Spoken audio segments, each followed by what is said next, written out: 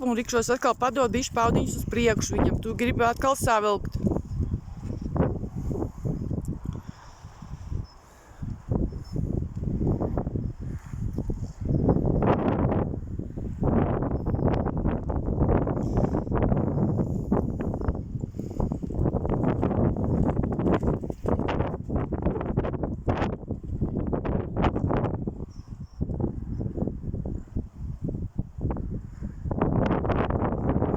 Un padod, ja viņš prasa. Ja viņš to pavadu prasa tev uz, padod, dod, tikai tev galvenais pamatā šenkelīts, ja tu jūti, ka viņš tev ceļ to galvu, padod vēl bišķi uz priekšu.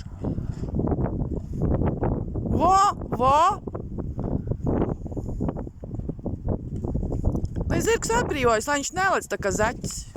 Tu jūti izmaiņas vai ne mugurā?